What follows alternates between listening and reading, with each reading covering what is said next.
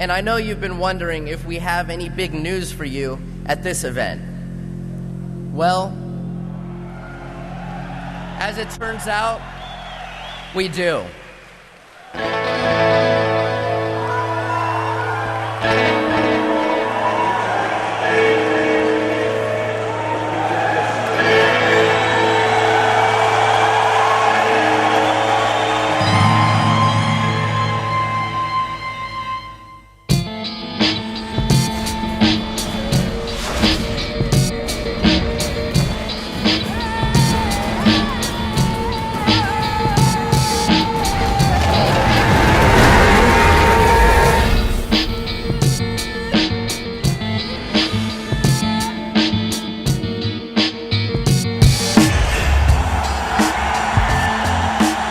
Diablo fans, where are you at?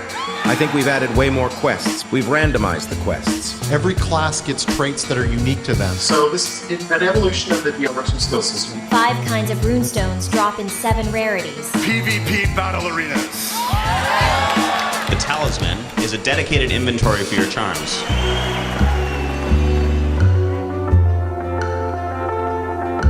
Diablo's launch on New Year's Eve 1996 marked the beginning of a series that offered an inimitable sense of wonder as players explored labyrinthian dungeons where danger, mystery, and the promise of tantalizing loot lurked around every corner. This addictive formula crowned the franchise as the king of action RPGs for over a decade. In its prime, Blizzard Entertainment's brand became synonymous with quality. Their stringent standards led to nearly as many game cancellations as releases. They conquered every genre they attempted: real-time strategy with Warcraft and StarCraft, MMOs with World of Warcraft, and action RPGs with Diablo, produced by their San Francisco subsidiary, Blizzard North. In June of 2000, Diablo II refined the ARPG again, and fans awaited a sequel with bated breath. The following 8 years of silence were tumultuous development hell behind the scenes. The project was cancelled, restarted, then cancelled again, resulting in Blizzard North's closure in 2005. For about a year, Diablo III was put on ice, until a small team at Blizzard South was formed, bringing on Jay Wilson as game director, who had strategy games and shooters under his belt. The problem? Most of the core team had left during the Blizzard North exodus, so new blood had to almost blindly figure out how Diablo ticked, make it fresh and compelling to new players, while also appeasing fans of a decade-old game. No easy task. Post World of Warcraft, playing it safe for Diablo III wouldn't do, and the company culture at the time was obsessed with the seemingly unattainable concept of perfect game design. With over 11 million paying subscribers in its heyday, WoW became the template for all Blizzard games moving forward, and its corporate owners wanted something bigger, better, and more profitable out of the Diablo franchise. When Diablo III finally released after a 12-year wait, we greeted it with both praise and controversy. And, despite years of patches, events, and an expansion pack, purists felt the game failed to capture the essence of classic Diablo. So how did this shift in design occur, and why? Where did things go wrong? Performing the Atlantean effort of besting the king of action RPGs is no picnic. But we have the benefit of over a decade of hindsight, videos, and documentation. So this is less of a condemnation of past mistakes, and more of a history lesson to avoid these pitfalls in the future. This is the Cautionary Tale of Diablo III.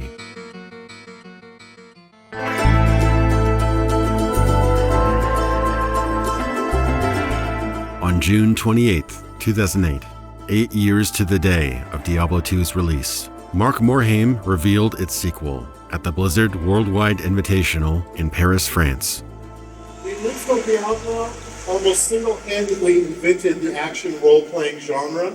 Today, we will show you how Diablo III improves on that legacy to provide a better role-playing game and a better action game. As declared the previous December, Activision was acquiring Blizzard in a $19 billion deal, which was finalized 2 weeks after this event. This provided strong motivation for Diablo III's early announcement to make a big show of how worthwhile that investment was. After the cinematic reveal, which flaunted Blizzard's mastery over CGI, we saw a lengthy gameplay demo which showed off the first two classes, Barbarian and Witch Doctor. World of Warcraft and Spider-Man 2 artist Brian Morazro's new visual direction was brighter and more stylized compared to the previous games, but some fans weren't keen on the softer, colorful direction for the grimdark demon slaying of Diablo. This debate got very heated among a subset of fans, with a petition to change the art style signed by tens of thousands. But instead of addressing it, the producer basically responded with, "Color is your friend. We like variety." The devs would go on to playfully mock the purists by promoting cartoonish parodies of Diablo on banners and on some t-shirts they wore. The secret bonus level filled with cutesy Care Bear-esque creatures, Whimsyshire, was also born out of this conflict with the fans. And being fans ourselves, we really wanted to explore the idea of what made us so, what got us into the game in the first place, what made it so enjoyable for us over the years to play and work on this franchise. So that's really where we started from, was just going back to Diablo, taking a look at where we started, where we came from, and really kind of condense it down to its core so that we could move forward as an art staff. And really what we discovered was this is kind of visually a horror game. That's what we were going after, was trying to capture that feeling of a horror genre. And one of the really interesting things that we were finding through Diablo 1 and Diablo 2, from an art standpoint, which was really interesting to us, was our memory of what Diablo 1 and Diablo 2 were. It was a little bit different than what the actuality of it was. Visually speaking, we were remembering it as a much more dark, kind of gray, colorless game, but when we played through the two previous franchises, we were discovering a lot of vibrancy in both the creatures and the environments, and that's something that we wanted to expand upon in Diablo 3 as well.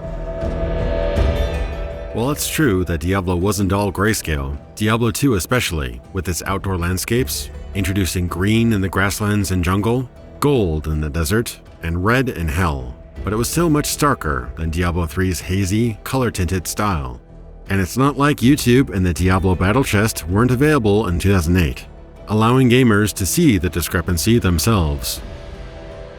The Diablo games had more in common with dark fantasy works, such as Legend, Dracula, and Willow. In a post-mortem, Diablo co-creator David Brevik credited an artist's visit to a real-life Gothic church as the inspiration for Tristram's Cathedral. The Diablo 3 team seemed sincere and transparent in their approach, but some enthusiasts viewed this denial of the change as gaslighting. Despite early resistance, the game's art style remained consistent, even after Morazro departed. His replacement, Christian Lichtner, later shared the motivation behind the art style and his thoughts on the controversy. For people that play the game now, I don't hear that feedback anymore. They realize that it's still a very dark game. It has a certain mood to it that's very Diablo. We also wanted to make sure that we kept it open to a wider audience. We didn't want to create an art style that would exclude people. Sometimes when you make something that's very gory, even borderline vile, that could happen. Visual debates aside, the gameplay reveal was impressive and immediately familiar to Diablo 2 players, acting as sort of a development bridge between the two games. Both characters employ basic melee weapon attacks and active skills fueled by a resource that appeared to be mana.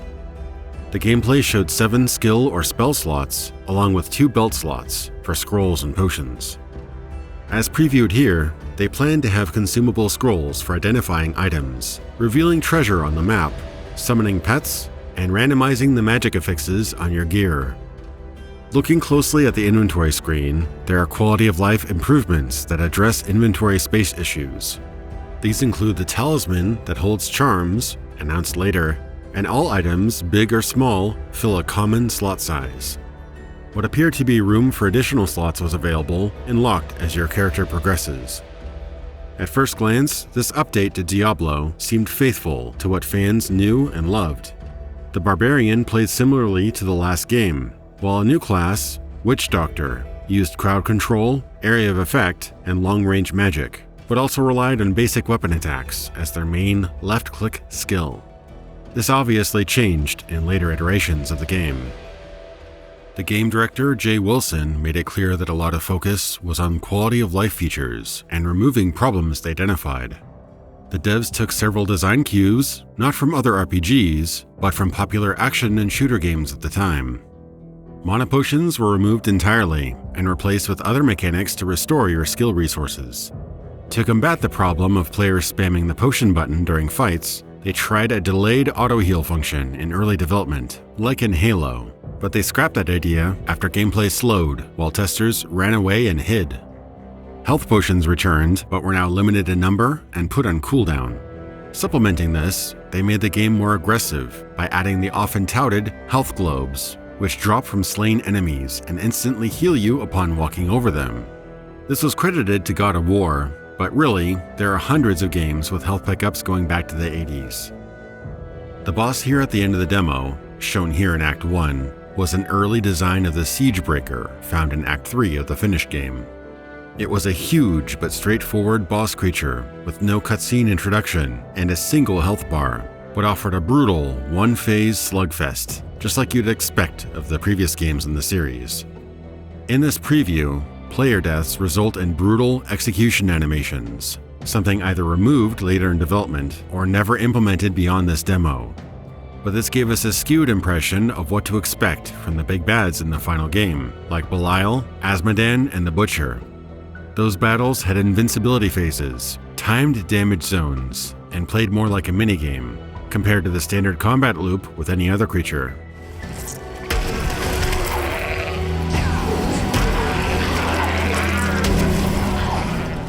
Some fans pointed out that early demos had superior audio design to the final game, but this may be a misunderstanding. Firstly, the on-stage gameplay can artificially enhance the audio impact due to concert-grade speakers and huge subwoofers. Secondly, these previews often lacked music, so it was all sound effects, amplifying the action. But one point could be that the sound effects of D3, although higher fidelity, appear to be compressed to maintain safe and clean volume levels. Diablo II's heavy-handed audio was far from perfect, but it had distinct clinks and clangs for each item type when they dropped. Enemies grunted and recoiled when hit, and the sound design was loud and appropriately crunchy during battle. Enemies in Diablo III flash, with no reaction animation or grunts upon taking damage, and the game's cleaner sound design lacked the thump and power felt in the previous games. A sort of reverb effect seems to be present during many spells and attacks, further dampening the signal-to-noise ratio, with less peaks and valleys in the game's audio.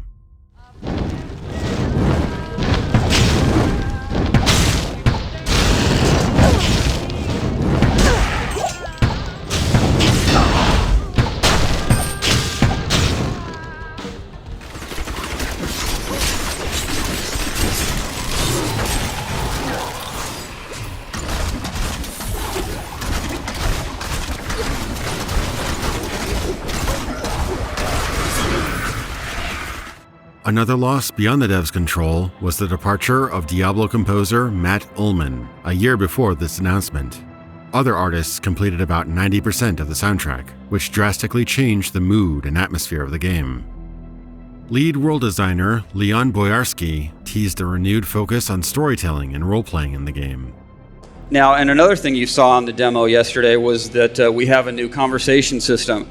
In the previous games, it was all monologues. And our little equation here is conversations are better than monologues, and monologues are longer.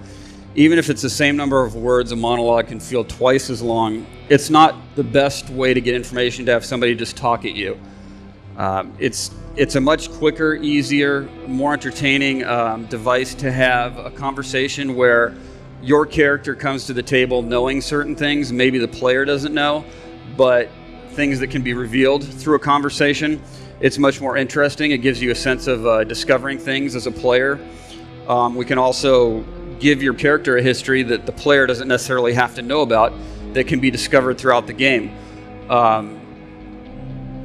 This way we can create backgrounds for your characters. People from your character's past can come back to haunt him. We can bring in class quests that could be very interesting.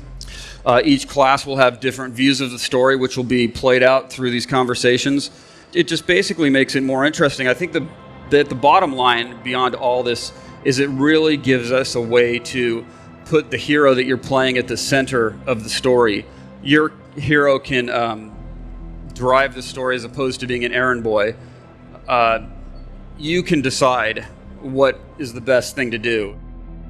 Boyarsky is a Fallout, Arcanum, and Vampire Bloodlines veteran, so you can feel his passion for classic RPGs as he talks. The role of lead writer and story director fell on Blizzard favorite and jack-of-all-trades, Chris Metzen, however. Gamers were excited to witness the follow-up to a series that hadn't seen a release for 7 years. And despite some nagging issues, there was a rock concert energy filling the crowds, who cheered and screamed at the cinema-sized screen teasing the most anticipated PC game of the decade. Exhilaration like this simply can't be bought. However, this early version of Diablo III would go through significant changes over the following 4 years, further straying from the path of its predecessor.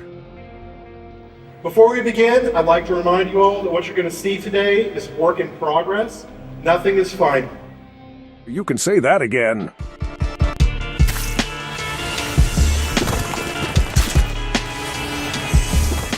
A limited demo of Tristram Cathedral was playable for ticket holders and journalists at BlizzCon later that year. We saw a deeper dive into Diablo III, and here is where major departures begin to unfold. The development team explained that they had brainstormed several new progression systems in order to circumvent hoarding skill points or locking oneself into an imperfect build. Ideas included updating Diablo II system, World of Warcraft's talents, other out-of-the-box ideas, and even a strange variation of the Herodric Cube. Blizzard arrived in 2 concepts they liked the most. Both were randomly dropped items, one that provided a skill and one that modified a skill. This was fairly similar to the tomes found throughout Diablo I's dungeons, which leveled up an ability each time one was read. The removal of the light radius system in the game caused most areas to be always bright and visible, reducing the sense of mystery and enemy ambush opportunities behind pillars, walls, and doors. Monsters now disappear or reappear in fully lit areas when outside of your line of sight, almost resembling a pop-in glitch. A new trailer for the third character class, the Wizard, showcased a darker version of Diablo III with a light radius and grimmer environment, but they may have staged this effect in post-production to get more of a cinematic feel. She then confronts the Skeleton King Leoric in a dramatic affair. Close-ups, facial expression, and everything. When asked about the light radius effect, Wilson claimed they couldn't recreate that in a 3D world due to the baked-in lighting in the older game's 2D artwork. A lot of the light models that they use for Diablo 2 don't translate either because they're not real light models. They're faked and they're done in the style that befits a 2D game. And while it may have been tougher to accomplish then, Vicarious Visions successfully replicated the light radius effect in the 2021 Diablo II remake. It was at this event where they announced the replacement of all basic weapon attacks with so-called signature skills, weaker active abilities that generate mana rather than consume it. This change would literally disable the use of your weapon's base attack after your first 2 abilities are unlocked, undermining the need for different weapon types at all. With this came the announcement that attributes were locked and automatically increased with each level up, making loot and gear upgrades by default the single most important aspect of the game. With these announcements, they set the priority and guidelines for the sequel. No base attacks, active abilities only, loot determines character, and no swappable weapon sets.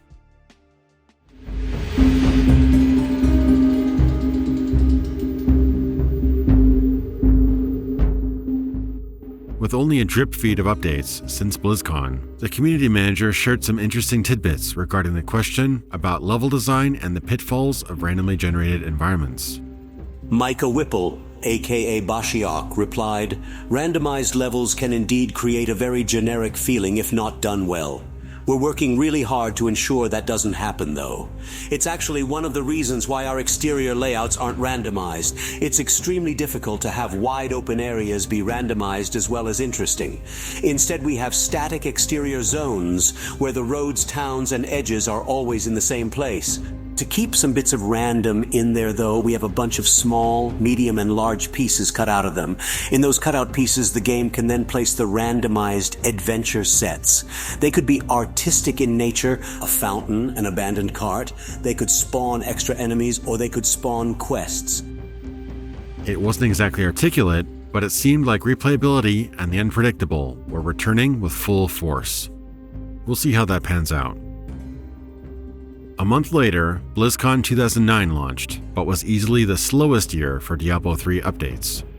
The biggest announcement was the Monk class, which was showcased through a cinematic trailer and gameplay reveal. They confirmed skill trees at the event, but system designer Wyatt Cheng discussed the way they were addressing skill points during a Q&A, and that they aimed to mitigate the point stuffing into one skill issue in Diablo II. The synergy system did really good things in 1.10 for the skill system that was there. The skill system that's in Diablo 3 currently, I don't think the need for them exists in the same way. In Diablo 2, the synergies, a lot of times you had like wasted points because you were making, say, like a frozen orb sork or something, and then you had all these other skills that you got in the way, and it felt really wasteful and negative to the player. So the synergies help to support that. The skill system's so different in Diablo 3 that I don't think synergies will be needed in that way. That said, the player still needs a breadth of customization options. So we are looking at maybe easier to understand synergies or something that would be more appropriate for whatever the final skill system ends up being. Most of the story and gameplay elements announced in 2008 were still in play, and most of 2009 was vague progress reports. The team spent much of the past year filling in content and designing classes, monsters, and skills.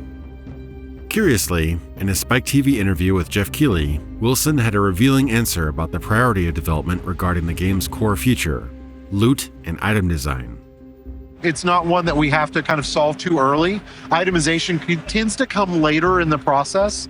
Once you've kind of got all your environments and your monsters and tuning done, then you go through and layer in kind of dense itemization. But we definitely want to get rid of those Diablo 2 problems, even if it means Magic Find gets taken completely off of items. The Diablo III team was focused on making their game different, exciting, and streamlined over the Diablo II experience.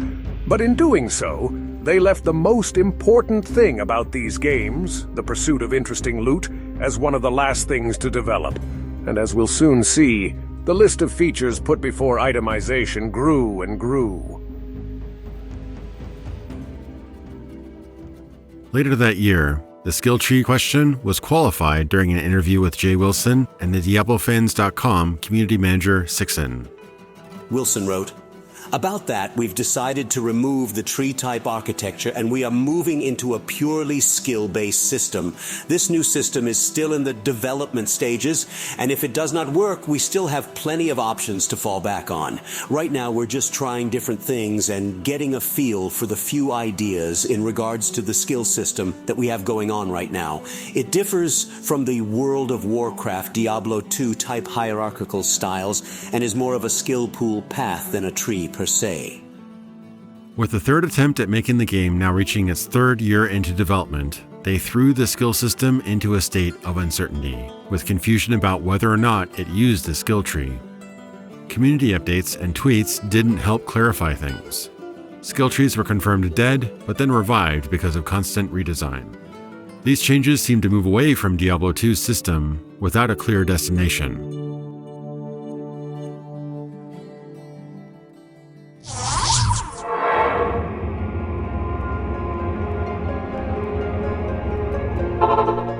At Gamescom 2010, many new developments were revealed. The way mana resources worked, convenience items, and more insight into the innovations over Diablo II. Well, we announced a new feature at Gamescom called Artisans. They will lend their help to you as craftsmen. There's a blacksmith, a jeweler, and a mystic.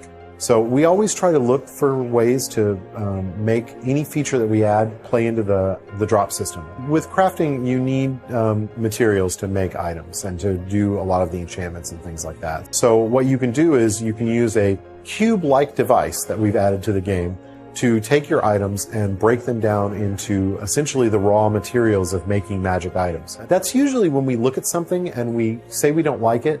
It's not, if the players like it and we say we don't, it's not because we don't appreciate their reasons. It's that we're looking at it and saying, you know, yeah, we know why you want that, but actually there's got to be a better way. Town portals were a convenience feature to be able to get back to the town and manage your inventory. Having to go back to town every time your inventory filled, which was quite frequent in Diablo 2, it breaks the pace of combat a lot, more so than we want. It also is a really, really terrible combat exploit. You can drop a town portal anywhere and get out of any problem. We tried tons of ways to fix it. Cooldowns on town portals. We tried doing one-way teleports. We tried making town portal scrolls really rare. And so we eventually came to the conclusion that they just had to be removed. But what that means is that we now have to solve the problem of, what do I do when my bag is full? If you don't need to manage your items at town, if you can do it out in the world, you don't need to go back as often, and town portals become irrelevant. Blizzard removed Town Portal Scrolls, later replacing it with the Stone of Recall the following year, which essentially did the same thing but had unlimited uses outside of combat. They later renamed this back to Town Portal, completing the cycle. The team also gave new names and mechanics to each class's mana-equivalent resources: Rage, Hatred, and Arcane Power, among others. These resources would have unique methods of regeneration, over time, through signature skill usage, or triggered by certain events. This was generally well received as providing depth and personality to each class, but in a way seemed to contradict the pillars set by the devs of removing unnecessary math and complexity from the game.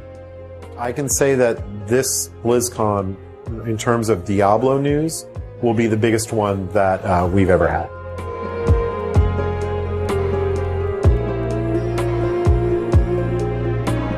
BlizzCon 2010 was a lot more eventful than last year's trickle feed of Diablo news.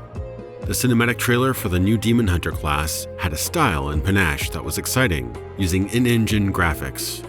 But like the previous trailers for Wizard and Monk, these may have misled fans to believe that this was the way dialogue and story would actually play out. Close-ups of your character, in-game cutscenes that were not told from a bird's eye view, and cinematic action scenes. Though just barely visible in the 2008 reveal, the Talisman officially made its debut here. This 9-slot mini-inventory was touted as the solution for managing charms, which were planned to return from Diablo 2 without clogging up players' inventories. Then, Chris Metzen dropped the bomb. Arena-style PvP was coming to Diablo 3. Nothing like a little old hyper-violence for your Friday morning. Guys, in similar fashion, in the play demo hall, you will be able to, show up, pick your favorite class, and beat the brains out of each other, right? So have a great deal of fun doing that this afternoon, throughout the weekend. This whiplash sent fans into exhilaration as they rushed to the demo hall for a chance to duke it out in team deathmatches. Wizards, in particular, seem to have an edge in this early meta, with its laser of death, Disintegrate, melting other players with ease.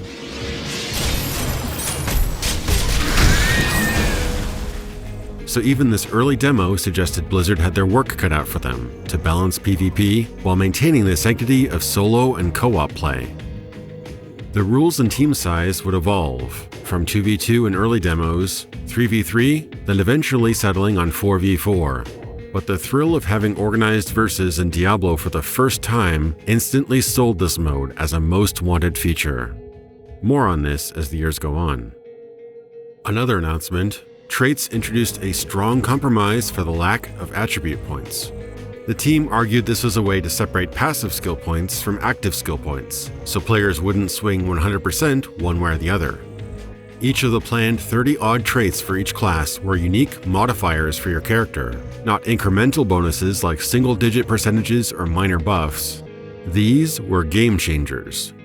Just a few examples include automatically zapping nearby enemies, using hit points as mana, significant attribute bonuses, loot drop adjustments, doubling your armor while a wizard protection spell is active, and even intimidating vendors for better prices.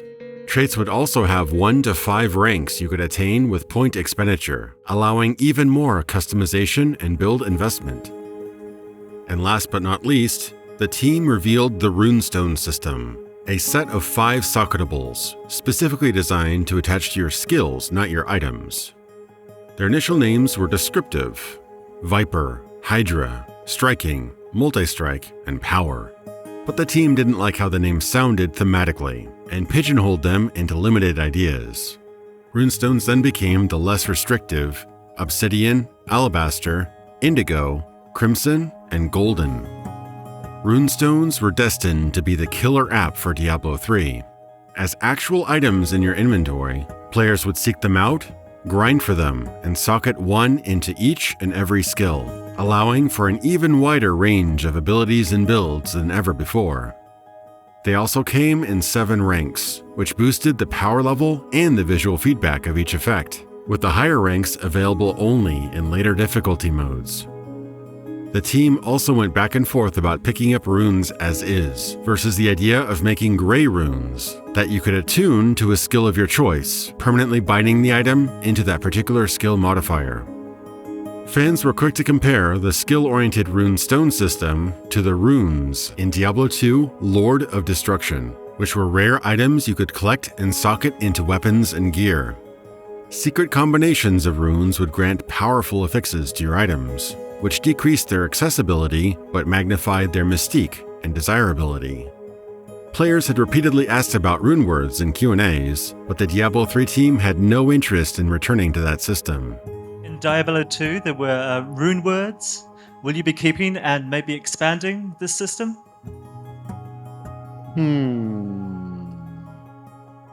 No comment at this time.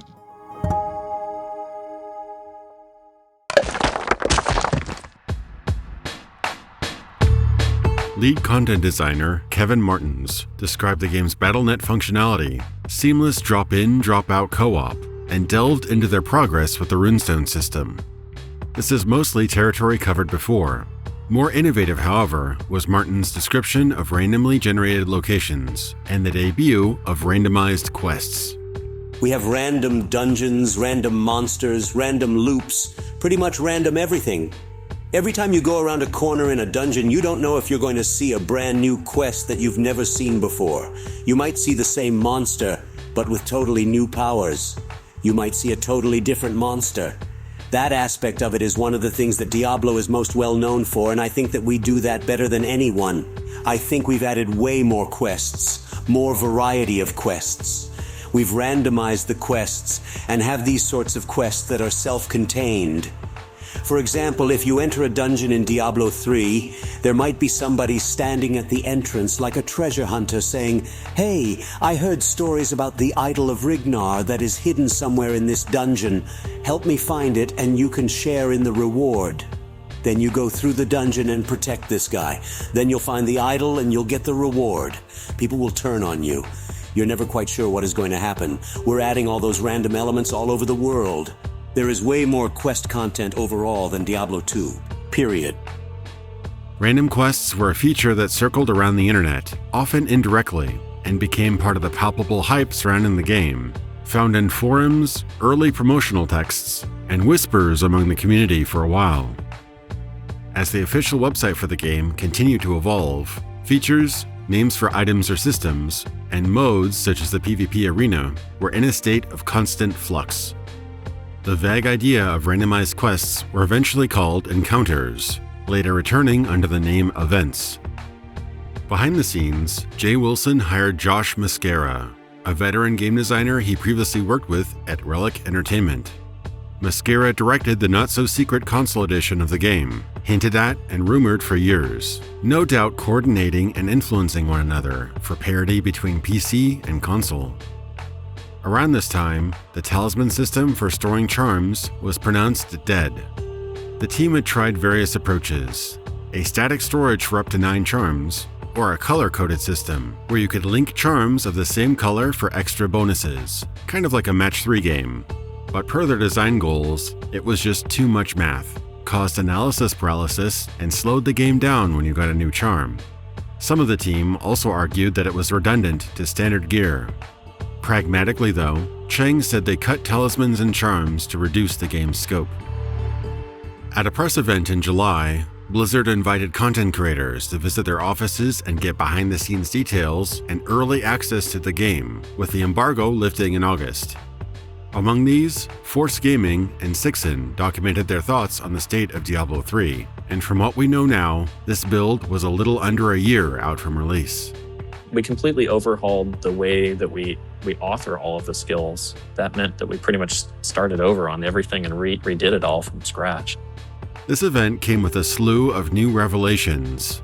The entire skill tree, skill points, trait system, and trade points were all removed from the game, replaced with automatic unlocks at specific levels for both active skills and a redesigned set of passive skills, with more passive skill slots unlocked at level milestones. A few traits were repurposed somewhat as passive skills, while others were cut from the game, as they were now exploitable or unworkable with the at-will skill selection system. The reasoning for this, like many other removed features, was to lessen the ability for players to make inefficient or poor builds. But in doing this, your character was now homogenized with all other characters of that class and level, completely stripping it of its identity.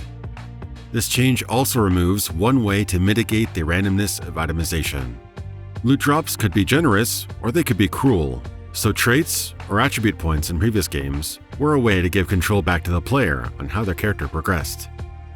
Furthermore, Blizzard missed an opportunity to make auto-leveling optional in Diablo III, which would have helped new players while also providing veterans with more choices, as found in games like Mass Effect.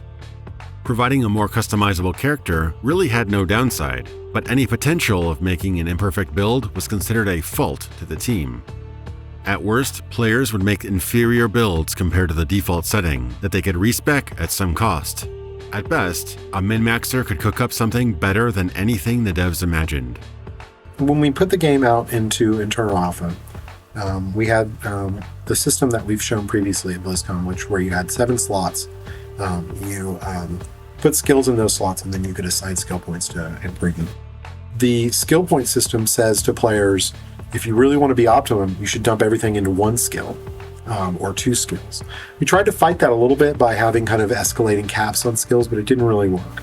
The other side of it was, by popular demand, we put in respec. Players would get their starter attack skill, and they'd put points into it, which was great. But what would happen is they'd level up, they'd get to that next skill they want. They'd have Magic Missile, they'd get to Arcane Orb and decide, I don't want Magic Missile anymore, I want Arcane Orb. So they'd respec that early skill, take 5 or 6 points out of it, and mass dump them into Arcane Orb. So those two things kind of warred against one another, and we decided, well, what happens if we just take skill points out? And just say, you know what, let's just choose your skills, and that's what's most important. It's not a game like World of Warcraft, where you start with Fireball at level 1, and at level 85, you're still using Fireball.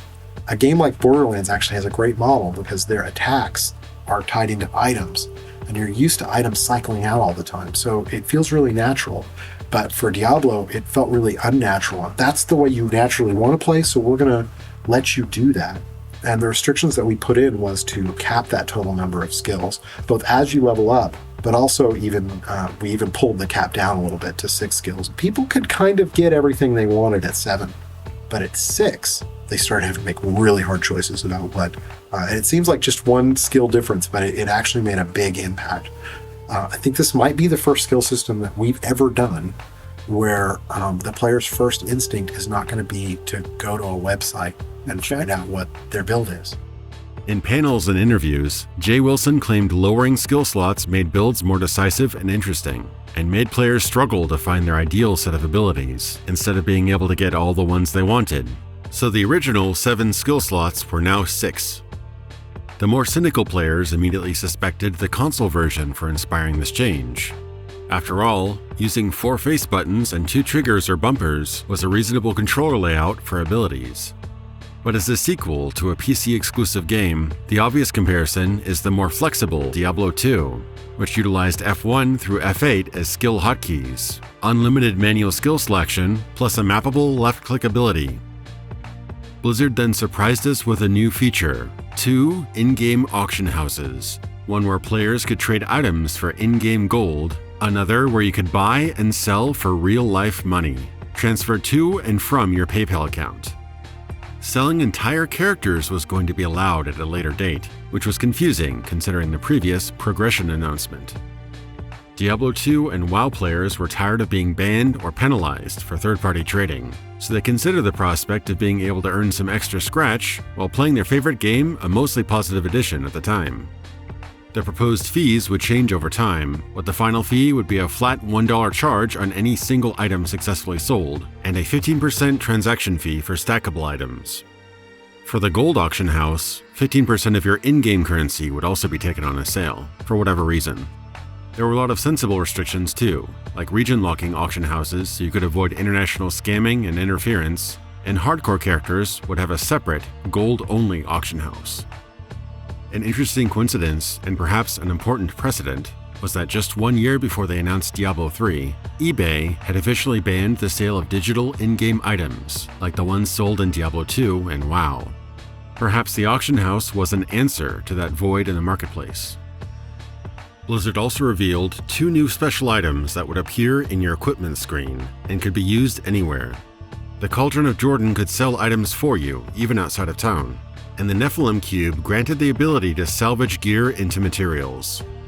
These additions had the side effect of removing much of the need to return to town, or for towns to even exist. With potions diminished, health globes everywhere, and now with sales and salvage in your inventory, the only town-exclusive features were crafting and quests. I've been healed. Interestingly, during this press event, Jay Wilson said he did not want Diablo III to become an esport, despite the obviously competitive presentation of PvP up to this point. This was an odd stance, considering the several live events held which showed off team deathmatch against real players and developers, and the competitive scene of games like StarCraft and World of Warcraft. Perhaps hitting the brakes on competitive Diablo was a wise decision in the long run. After all the millions of dollars of advertising and tournament prizes, Heroes of the Storm proved that even with the weight of Blizzard behind it, esports are adopted, not designed. This also came with the notice that Diablo III was an online-only game. While that may not be a big revelation today, this was in 2011, 2 years before the Xbox One's infamous online-only announcement, causing them to lose significant ground in the console war against the PS4. The good side? Seamless multiplayer, joining on friends, shared stashes, and all the bells and whistles were on the table. The bad? Hardcore and even solo play now required a constant connection to Battle.net. And the looming promise and threat of Blizzard's support with balance changes, content updates, and continual evolution of the game, similar to an MMO. But just like with all live service games, server downtime, connection problems, or the eventual shutdown of the game meant your Diablo III disc was worth as much as the plastic it was made of. At Gamescom 2011, the team announced a 4th difficulty mode, a new challenge so unforgiving that it was effectively the endgame for Diablo III. Also interesting, we were assured that Inferno was balanced so that solo players were just as viable as teams. But Inferno difficulty is very, very, very hard. We basically, internally, we had this super hardcore test team, and we got a lot of hardcore players at Blizzard that tested Inferno, and we got it to the point where they thought it was challenging enough, and then we doubled it. Because we knew that no matter how good we are, our players are going to be better. This mode was the answer to those naysaying the game for its overly easy normal difficulty, a common complaint from early playtests up to this point. They touted Inferno as the testing ground of champions. Fast forward to release, how long did it take for players to master this death gauntlet? Weeks? Months? Years? 4 days. It's a difficult lesson to learn, but no amount of internal testing can truly prepare you for how the masses will react to your designs. After designing Inferno mode as the de facto endgame and introducing the real money auction house, players provided Blizzard with a jarring reality check through brutal testing sessions performed by millions at a time. BlizzCon 2011 was reaching fever pitch, as it was the last big event preceding the game's release date. Arena PvP continued to evolve, as players participated in intense live matches of 4 versus 4 with a 10-minute time limit. The games were straightforward. The symmetric arenas were circular or square-shaped maps, with a combination of walls blocking projectiles and pits blocking movement. Data miners later revealed several planned arena designs with unique layouts, proving that PvP appeared to have the full force of Blizzard's patented quality, balance, and polish behind it. The crowd here at BlizzCon didn't know it yet, but this event was likely the last time the public ever got their hands on arena PvP. But more on that later. Incidentally, some content creators such as Force Gaming took a stab at commentating on a previously recorded match, giving us a glimpse at what the competitive scene might have been like. And Sparker and Lutzok getting both health globes there in the center of the map. That was excellent for them. Nice diamond skin, absorbing the sacrifice damage there from the mongrels. Baba very low. Teleport from Sparker into Time Slow and Disintegrate ends up taking him out. It is now a 2v1 situation. During the panels, a pre-recorded sizzle reel played, which showed a bunch of gamers swearing by Inferno's difficulty. This video was obviously intended to dispel the sense that the sequel had been dumbed down or casualized. Here, Wilson made the claim that normal difficulty was always too easy, even in previous Diablos, deliberately so, letting series veterans pay attention and enjoy the story, and allowing casual players to learn the ropes, to one day become hardcore players. So one of the things that people say to us is the game feels really easy in the early game. Are you just making the game for casual players now? And we say no. We're making the early game for casual players because we want to turn them into hardcore players. And because we do that is why we have so many wonderful people here today. And that's what we're going to keep doing. But this was a half-truth. The reality was based in business. Diablo III had been in development for a decade now, and Blizzard was not the small Irvine studio it used to be. Diablo III couldn't afford to sell any less than millions of copies, so catering to a niche Diablo II fanbase was off the table. They needed everyone, fan, hater, or newcomer, to buy this game. Meanwhile, cracks were forming in the ever-changing skill system. Runestones were still in play, but constantly changing, which presented challenges to artists, UI designers, and other team members, who had to redo all of their work every time a skill was redesigned, replaced, or tweaked. Another side effect was the at-will skill selection system. Testers quickly figured out that you could bypass the 6-skill limit by swapping out skills mid-combat. The initial solution was to only allow skill selection at the Nephilim altar in town, but as we know now, the devs landed on a cooldown period instead. At an interview during this event, a surprisingly self-aware Jay Wilson discussed the game's constant state of revision. The thing is about these systems, like, the previous system was probably good enough to ship. The current system's probably good enough to ship. These are not the things... At this point, anything's good enough. These are not the things that are really holding, these are, that's a system that's in flux, but it's in flux because we have the time to work on it while other things are finishing up. Following up on a confusing Q&A answer during BlizzCon, the community manager shared the big news that all skills and spells would be based on your weapon's damage and speed. This applied to all classes, making your weapon now the primary factor in all DPS. A side effect of this is that smaller weapons now trigger spells faster, and heavier weapons deliver more damage but less frequently. Equipping different types of weapons no longer matters, other than some select skill weapon restrictions. A longbow with a higher DPS than your magic wand will make a witch doctor's spider ability deal more damage, for example. This not only created a strange disconnect between your weapon and your actions, how does equipping a mace increase your disintegrate damage, it also continued to reinforce your dire dependence on gear upgrades, which had effectively supplanted all other types of progression at this point. With the entire concept of what causes damage, how you obtain or modify skills, and core attributes thrown into disarray months before the game's release, at launch it's a wonder the game was as playable as it was. The lesson here? Get your fundamentals down early and with confidence. You never know what kind of collateral damage a significant change in late development can cause.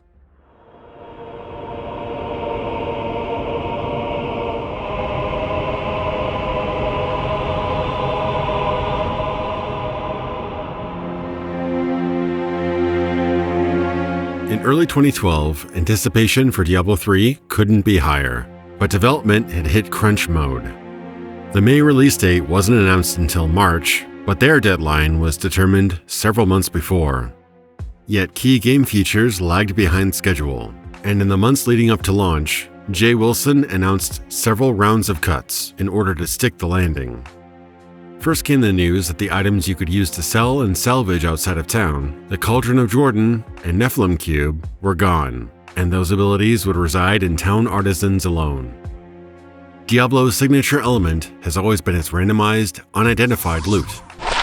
Magic or rare gear whose qualities were revealed via scrolls or the wise Deckard Cain at a small cost. This price quickly becomes nominal, but that delayed satisfaction taps into the same rush as getting a wrapped present or going for the jackpot. Wilson stated that they had streamlined Scrolls of Identify. Blue items are now auto-identified, while players can identify any other magic items with a right click. This of course begs the question, why even keep identification as a mechanic if there's no longer any cost? Their motivation was to keep the game going at a brisk pace, removing the busy work around Identify scrolls and tomes. However, the new Identify system includes a progress bar, contradicting that goal. An alternate solution for identification, which would both heighten anticipation and speed up the action, is what Destiny did, locking unidentified items away into your inventory until you finish the quest you're on. Then a special NPC in town can identify them for free. This would help focus players and prevent them from regularly stopping to admire their spoils. The Mystic Artisan was also scrapped, and with her, the ability to change affixes on an item was put on hold. And with the removal of all scrolls, including the magic affix randomizers, the team replaced belt slots with a dedicated potion button. However, the Mystic returned in the 2014 Reaper of Souls expansion. Over the last 4 years, attributes have been a controversial subject. In late 2008, the team declared that spendable attribute points were gone, and character stats would improve according to the class's design, based on what the designers deemed the preferred build to be. Diablo III removed energy, the equivalent of max mana, but kept some other attributes from previous games. Vitality improved armor and hit points. Strength was for melee attacks. Dexterity was for ranged attacks. And willpower improved magic. But in 2010, they swapped that idea for a more generalized system. Attack increased your DPS for all classes. Precision improved your crit rate. Defense reduced damage. And vitality increased hit points. Online debates arose around this, and some called it dumbed down. But the inarguable benefit was now that every weapon, piece of armor, or gear could potentially be useful to any class. But in 2012, they returned to a variation of the original attributes, with strength, intelligence, dexterity, and vitality. As Wilson stated in his January update, this change makes the stats more intuitive and fixes some of the itemization issues we were running into. We want to make it clear that junk items aren't worth picking up, and make it easy to identify other items as not for your character. We want to drop a ton of items, but to really pull off a sense of excitement when finding a great item, there needs to be non-optimal items, both for your class and in general. By specifically targeting stats at classes, we can reduce the amount of item overlap, diversify our item pool, and create a cleaner, more exciting itemization system. Gear had become crucial to character progression after the removal of skill trees, traits, attribute spends, and charms. So when classes had to specialize in 3 separate attributes again, it had a significant impact on loot compatibility. The problem was that Diablo III's damage calculation multiplies all damage through your primary attribute. Since all other options to increase this were removed, this boils down gear decisions to a simple numbers game. If you're a monk or demon hunter, equip dex items. If you're a barbarian, go for strength. If you're a wizard or witch doctor, intelligence gear is a must. After the 2012 attribute system change, this meant that roughly 2/3 of all gear drops would now be a bad fit for your character. And with more gear rendered unusable for your class, this, unintentionally or not, encouraged players to flock to the auction house to trade for more compatible gear. Another bomb dropped in February. Runestones as a concept were completely overhauled. Originally designed as 5 variants to each active skill that come in ranks 1 through 7, These would have provided a sense of individuality and a desire to grind, as each rank upgrade granted a more powerful look and stats for each ability in the game. This harkens back to some Diablo II spells, which got increasingly more impressive at higher ranks. The reasoning for their removal? It clogged up players' inventories. You see, they designed every color and rank of runestone as individual items, and they flip-flopped on the idea of making runestones attuned to specific skills, permanently on first use. 5 runestone colors times 7 ranks is 35 basic variants of runestone, but when multiplied for every skill for every class in the game, the sheer volume becomes overwhelming, potentially over 4,000 individual items in your inventory or stash. The external strike team at Blizzard pointed this feature out around this time, so the dev team reluctantly undid the system they were working on and tweaking for years. The replacement system, dubbed Skill Runes, makes all skill modifications a single rank and automatically unlock at level up gates, just like active and passive skills already did. The end result was just one less thing for players to customize or work toward attaining. With over a decade of retrospect, we can see how a system like that could have worked. Runestones of the same type could have been stackable, and artisans perhaps could have combined runestones into higher ranks, like you can with gems. As intriguing attunement to a specific skill sounded, it multiplied inventory usage exponentially, and should have been dismissed at the brainstorming phase early on. As another case study, just take the popular skill gem system from Path of Exile. Grinding Gear Games had the foresight to lock gems into color-coded combinations, to put some sensible limits on what skill gems could do. They also opted for skill gems to level up with experience, almost like mini characters, which mitigated the inventory space problem. Wyatt Cheng shared some more insight in his 2022 Twitter Q&A. Skill runes were items for the majority of Diablo III's development. The change to level unlock was made for many reasons, but I'll highlight the most important. We determined during internal playtesting that players were not getting enough reward for leveling up. In Diablo II, you got attribute points and a skill point every time you leveled up. This made gaining a level super exciting. In Diablo III, when you leveled up, you got nothing. So the decision was made to turn all the runes into level-up rewards instead. In hindsight, this is one of the decisions I regret the most on Diablo III, though it seemed like the right decision at the time. When a player unlocks a new skill rune, you're not always eager to try it out. You're happy with the skill you have. Furthermore, the effects of skill runes overlap heavily with a design space that is much better occupied by legendary items. The skill rune update would also be one of the game's most overbearing design decisions. Active skills were now divided up into 6 skill groups, and each group is only assignable to a single skill slot. Arbitrarily, this meant that a demon hunter couldn't select both the Vault ability and the Raven Companion, for example. The devs' reasoning was to simplify and streamline choices for beginners, blocking off skill combinations deemed confusing or inviable. Veterans now had to go into the game options and enable elective mode, which lets you manually assign any skill to any slot. But the UI was clearly not designed for elective mode, tediously requiring players to tab through 6 separate pages of skills. The tone of these updates didn't help cool things over with fans either, where Wilson, who often posted these updates personally, enjoyed baiting and antagonizing what he referred to as fuming forum posters. Wilson's humorous comments, from bragging about his chili recipes to jokes on stage, were a regular occurrence. But there's a dangerous line you can cross where you make the audience the butt of the joke, which can come off as condescending or mocking. This wasn't the first time his cavalier comments would come back to haunt him, and it certainly wasn't the last. Jay claimed they had the respectable goal of making a game that didn't require wikis or websites to tell you how to build your character. Yet by streamlining everything to achieve that goal, your build could be generated in Blizzard's stat calculator in seconds. You no longer had a character, you had a Call of Duty loadout. For the 3rd month in a row, more big changes came rolling in. And to add to this pressure cooker, with March came the official release date of May 15th, with mere weeks left to wrap up, print, and ship the game. A dev diary recorded around this time revealed that a so-called strike team reviewed the near-release build.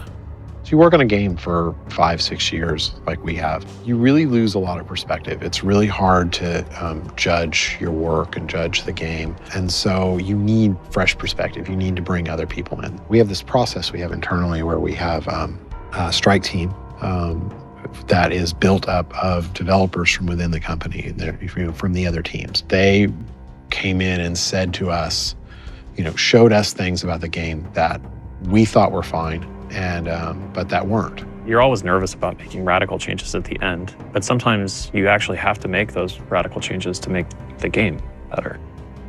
A majority of the strike team members were current or former World of Warcraft devs, so the success of WoW and its design clearly influenced key decisions for Diablo III, if that wasn't apparent already. This explains the late development skill system revamp, the flip-flopping of the attribute system, and various other feature changes. But it also speaks volumes about the lengths each feature or game concept will go through: prototyping, art, coding, marketing, even beta testing, before finally getting the axe. They could have tested most of these ideas in an internal gray box format before being shelved or developed further. This happens so often with Diablo III that unless players followed every one of the countless blogs, interviews, panels, trailers, videos, and articles that we have here, they really had no idea what they were getting or not getting in the game box. As Jay Wilson recalled on a Diablo2.net interview in 2017, every game is different and every team leader has a different approach. For me, my approach is brainstorm, pillars, prototype, production, polish. At most companies, each one of those steps is chronological. When I was at Blizzard, prototyping, production, and polish were repeated over and over because we were willing to throw out ideas we weren't happy with. Two good examples. We threw out a lot of environment and character art when we changed art style mid-project, and I can't tell you how many times we redid the skill system. March also came with the sour news that PvP would not make it to launch. No other details were shared other than it wasn't ready yet. PvP, or Versus or Arena as it was called at different points, was highly anticipated, as Diablo II's underground PvP scene had grown a cult following, despite having practically no support or structure. Having the rug pulled out from under Diablo players for what many had already tried and enjoyed behind closed doors was another gut punch, just months out from release. Do you have any idea how excited I was for Diablo 3 PvP? This is literally the one thing that I've been looking forward to in gaming for over a year now. Diablo 3 Arena PvP, I couldn't wait to play it, and now it's not even coming in the retail version of the game? You've gotta be kidding me! All jokes aside though, we can hold off on the PvP if it is going to mean a better system eventually. It didn't. On May 15th, 2012, Diablo III launched to phenomenal success, selling over 12 million copies by the end of the year and quickly becoming the fastest-selling PC game ever. Fans all over the world eagerly installed, downloaded the Day 1 patch, and hit Start Game in anticipation of a sequel 12 years in the waiting. Those who could log in, that is.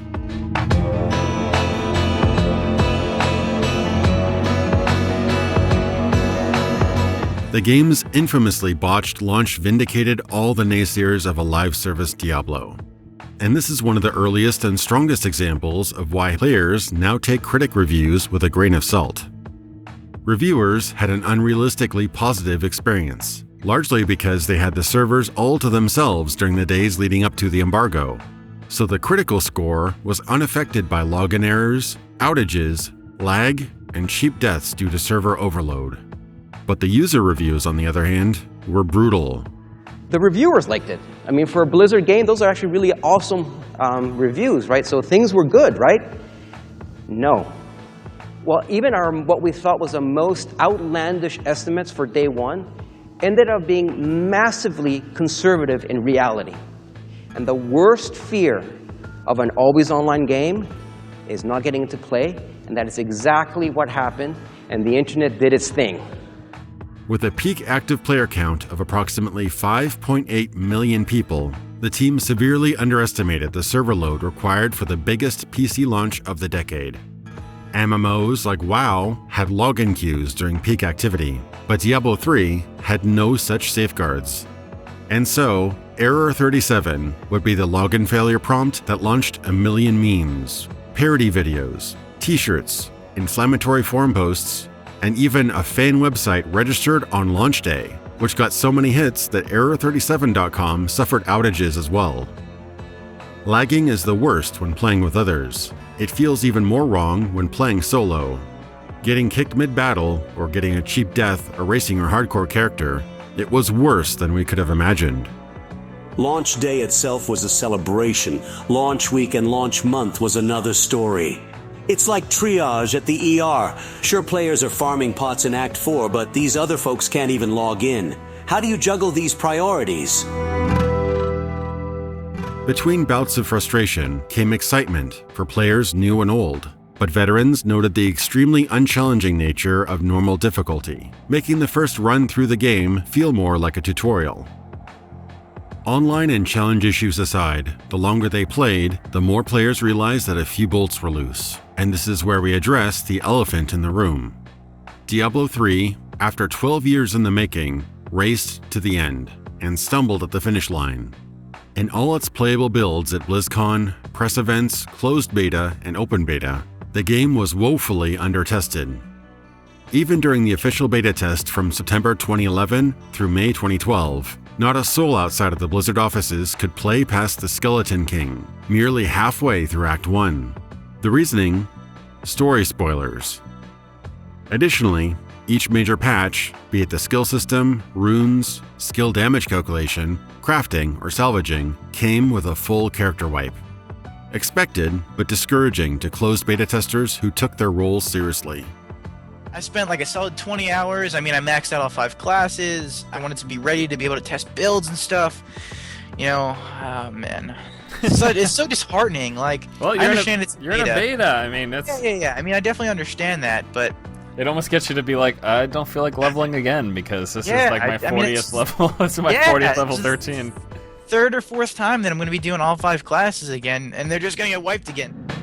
The endgame and a vast majority of the campaign was never tested with a large sample size, leading to some embarrassing and persistent issues. One of the funniest was the pot meta, where Inferno characters used high magic find to destroy inanimate objects like pottery for high-end loot. And to top this off, only special friends and family beta testers could test the auction house, further limited to gold only. It shouldn't have to be said, but when releasing the most anticipated PC game of the decade, test often and test everything. Turning off cinematics and dialogue would have been an easy compromise if story spoilers were the barrier to testing the entire game. And perhaps starting your most active testers with higher-level characters at later acts, after character wipes, might have kept them more engaged, rather than just replaying the intro again and again. Another thing full game beta testing would have discovered was the lack of substantial in-game content. The full game had 4 acts and 4 difficulty modes to play, and reaching the max level was relatively easy with time. Inferno difficulty presented the most significant challenge, but that's because this mode required the use of rare, level 61 plus loot that only dropped inside of Inferno, leaving players relying on the luck of the draw rather than skill. Even still, the most dedicated players toppled Inferno in days. And unlike Diablo II in its later days, ladders, clans, communities, and world events weren't a thing. For an online-only game, players could barely interact with one another outside of 4-player co-op groups, and the delayed PvP mode still had no release date, which could have kept the more hardcore subset of players engaged. The problem in Diablo 3 is that I no longer have any reason, absolutely no incentive to create more than one of each class. Aside from the fact that I might play softcore, one of each class on softcore and one of each class on hardcore. And even if I wanted to start over, I can't. I'd actually have to go through, delete all my characters, and even then, my artisans will still be max level. So I couldn't even start over if I absolutely wanted to. And there was something cool about just starting over fresh. I mean, it's an action RPG. The goal is to get loot, to progress through the game, to look cool, to complete the difficult events.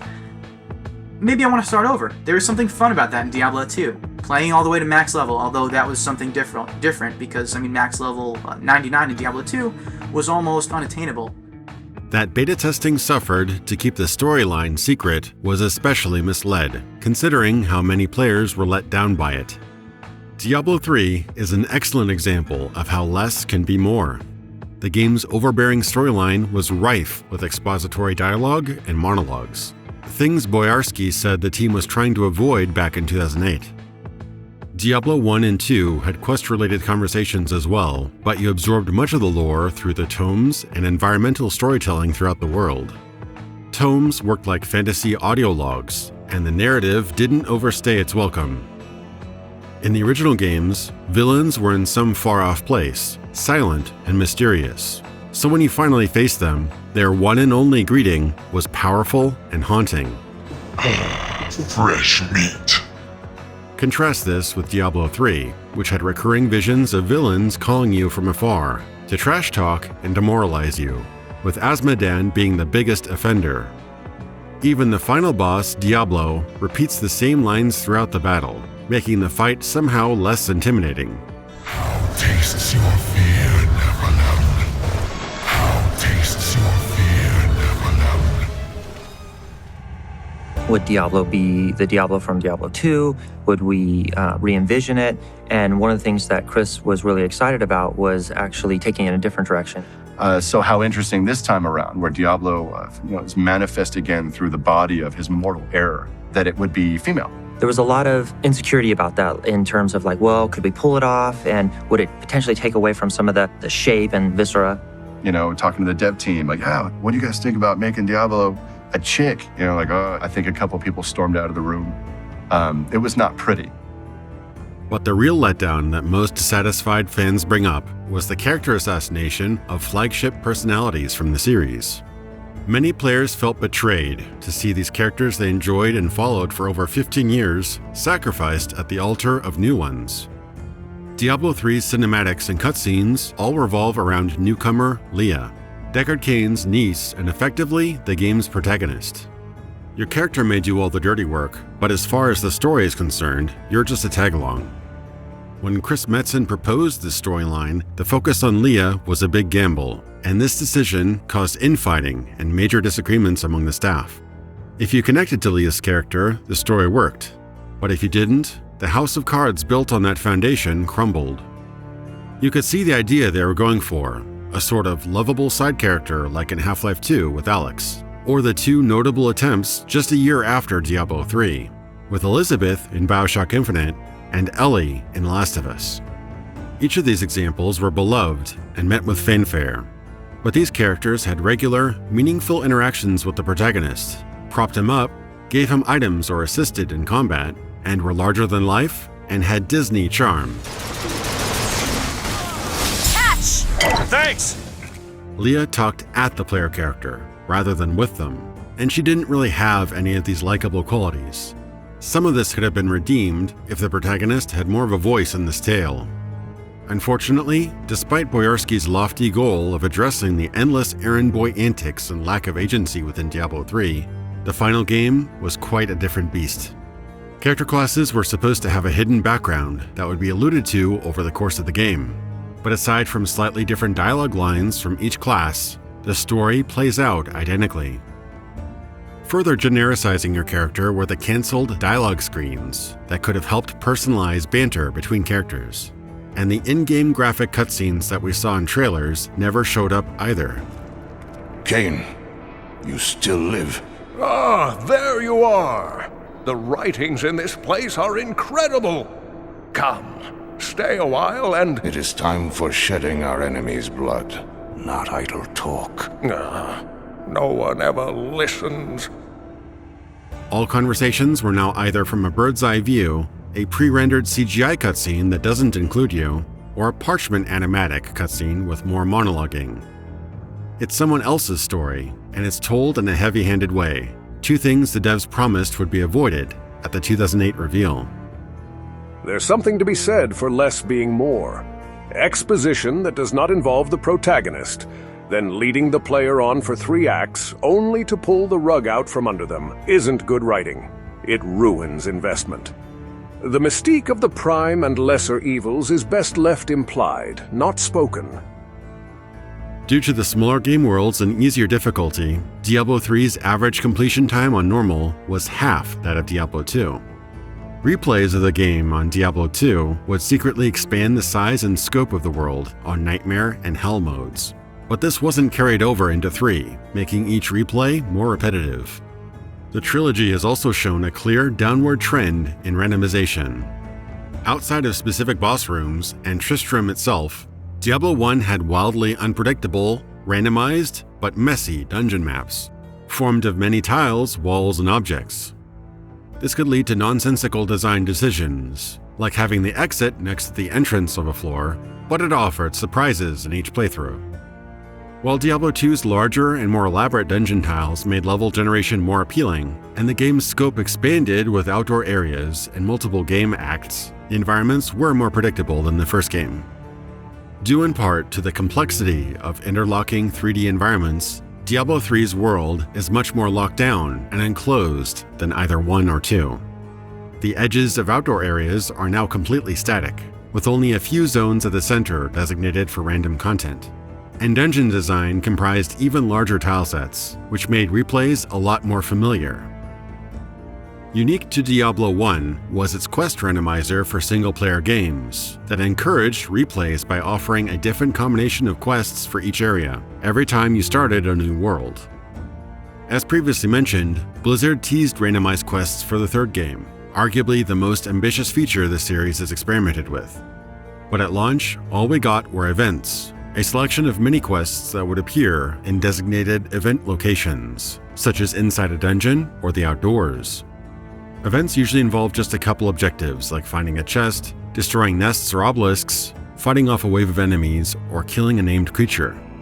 They were greater in number, but smaller scale additions than the optional quests in Diablo I, for example, where famous quests like King Leoric and even the Butcher were randomly selected from a short list of potential quests.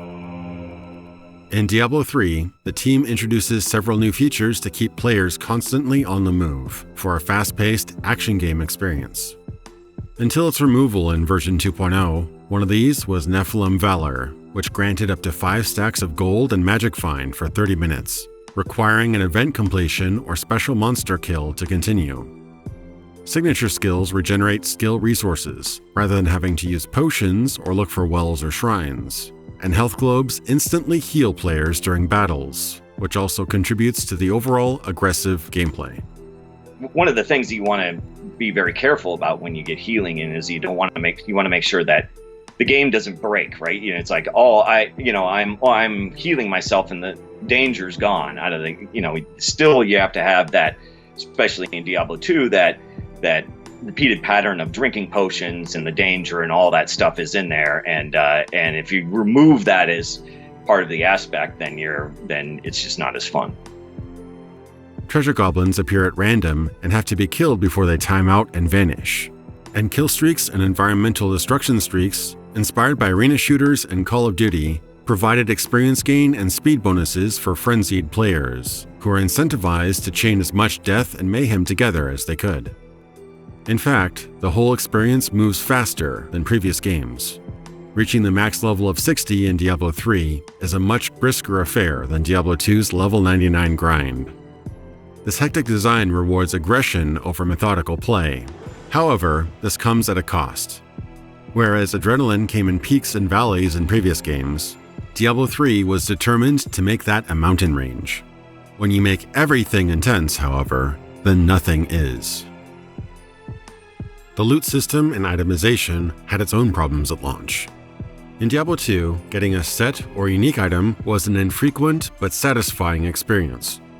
In contrast, legendaries in Diablo III were not much better or even worse than rares.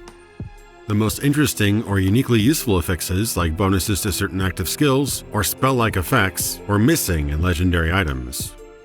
Diablo II was famous for its completely transformative uniques, such as the helmet that could transform your barbarian into a werewolf, or the weapons that cast spells upon a hit, among many others. The developers eventually started patching legendaries to make them appropriately powerful, but version 1.04 came out a full 4 months after release, and over half the player base had already left. Socketables fared little better, lacking the intricacy of Diablo II's rune word system, and the 5 gems, rather than 7 in the last game, were less flexible, mostly preferring buffs to your primary attribute or added resistances. But a less obvious problem arose too, that devalued the truly good gear you collected: loot longevity. The problem here is scale. Stats, numbers, and multipliers in Diablo III start small, but multiply much quicker than previous games. In Diablo II, Breath of the Dying, one of the best rune words in the game, grants a whopping 30 to all attributes, among other effects. Compare this to Diablo III, where top-tier items can boost attributes by hundreds or thousands of points, which exponentially increases your damage output. To balance this, enemy health and power levels also rise drastically with each difficulty spike. This makes constantly upgrading gear of the utmost priority. Say you got an amazing and unique weapon that had a special effect you like? Well, in a couple levels that weapon won't have the DPS or attribute bonuses you need to keep up with the power creep. And so, interesting gear quickly becomes obsolete. A consequence of funneling all combat through active abilities is that many secondary fixes on weapons become almost moot. In previous games, you would immediately notice the flames, spark, or chill effect when smacking monsters with weapons that had elemental damage. But with base attacks removed, all attacks are channeled through spell-like abilities. If you're casting a cold spell, but your weapon has fire or lightning damage, you can hardly tell these effects are being added at all. Instead, they're all combined into a homogenized DPS funnel.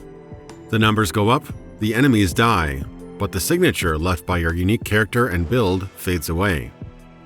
The difference between weapon types has also been scrubbed out. Switching to a colossal double-handed sword, which swings slow but packs a wallop, compared to nimble daggers, thrown weapons, spears, or clubs, gave you a sense of what kind of weapon you had in your hand, and had a purposeful and tactical weight to it.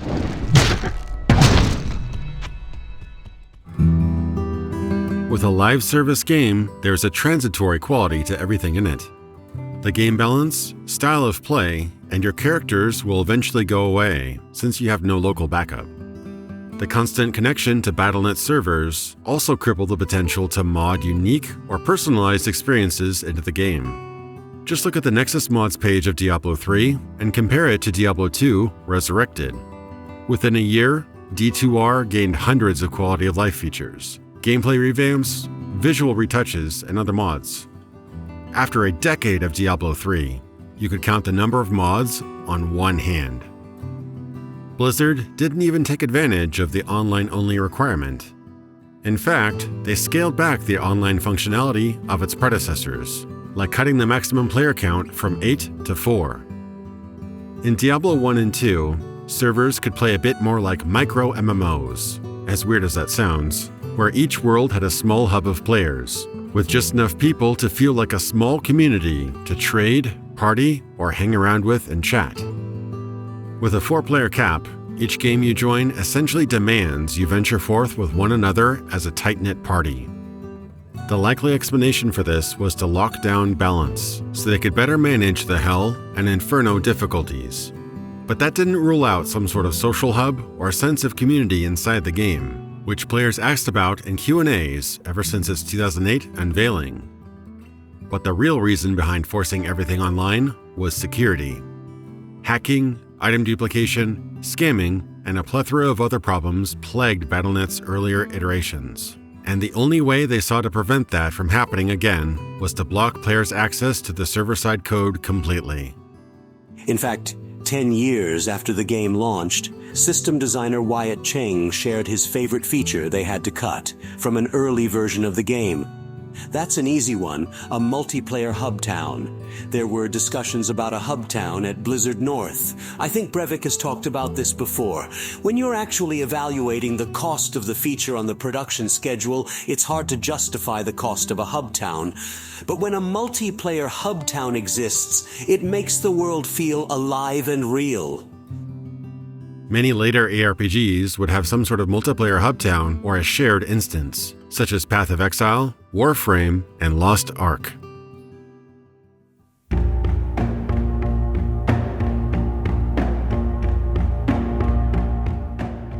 By the middle of the year, Diablo III was in a rough place. The active player count had dropped by 65%. Players were itching for more endgame content, and good loot was scarce.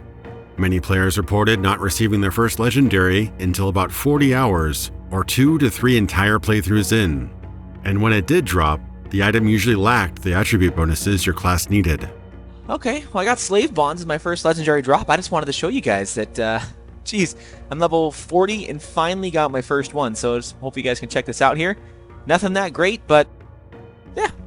In a moment both historical and tragic, players Kriparian and Krippy beat Hardcore Inferno for the very first time. And the best loot that dropped was a level 50 rare in a level 63 zone.